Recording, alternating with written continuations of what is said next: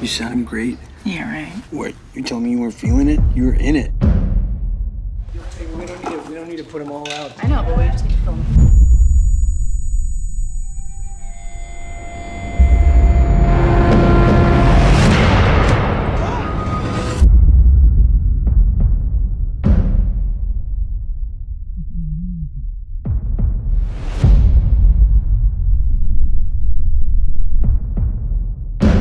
Your hearing is deteriorating rapidly.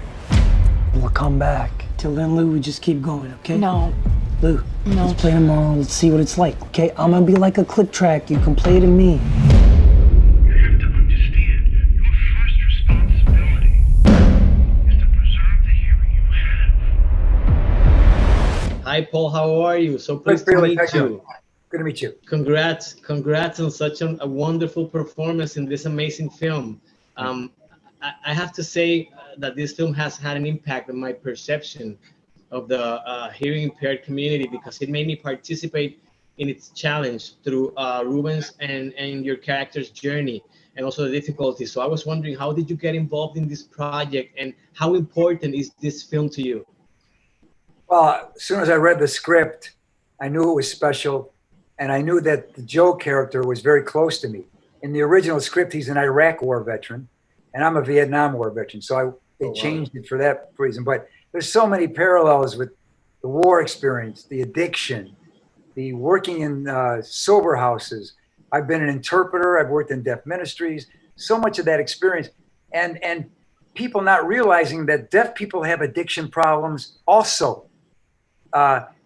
So I think it's important for the world at large, or hearing people, to see that kind of an experience. And there is a deaf sober house here in Los Angeles called Awakenings. It's deaf owned and deaf run.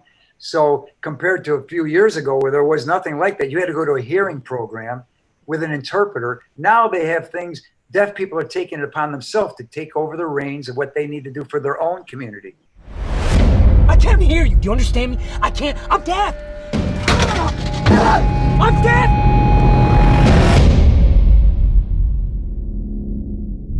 I found a place.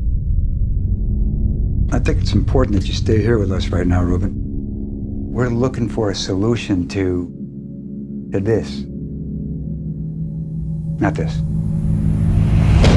I need you to wait for me, okay? You're it for me, Lou. You're my heart. You're it for me, okay? You gotta wait for me.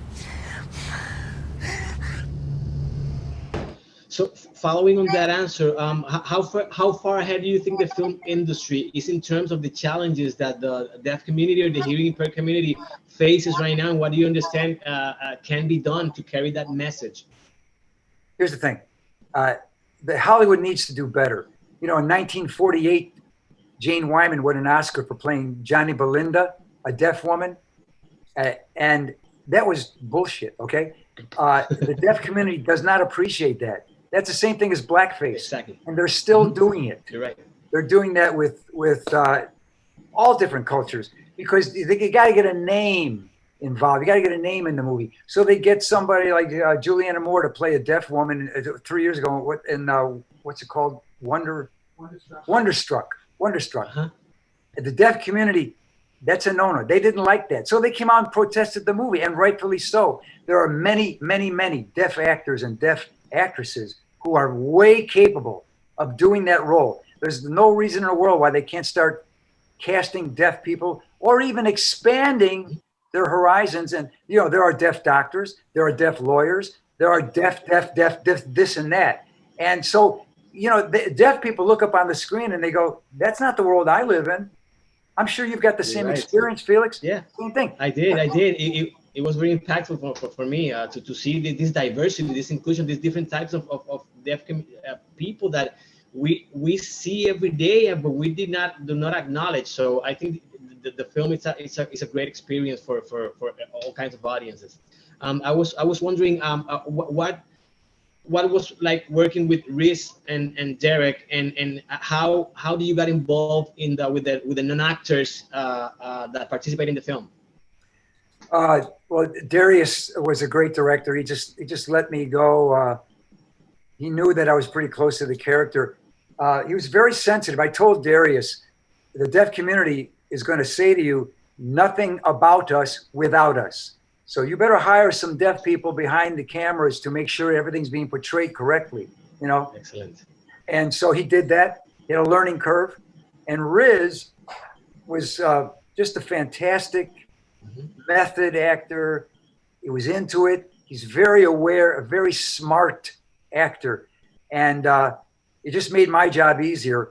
The relationship, we were kind of standoffish on set as we both were in the script. When the filming was done, then we finally had a meal together. So I like the way he approached that. I like the way we did that. Everything that you see on the film is real. Yeah, it feels like that way. So thank you very much. Unfortunately, my time's up. So I want to say thank you again for such a wonderful performance in this incredible film, and stay safe wherever you are. So thank you again. Thank you, Felix, very much. I appreciate you. Bye-bye. Thank you, Paul. Trying to save my life. Ruben, the world does keep moving. It can be a damn cruel place. But those moments of stillness,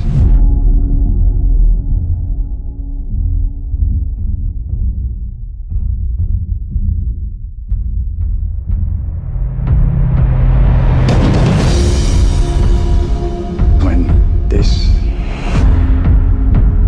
crappy, mundane world suddenly becomes radiant and magnificent, all the fear is gone.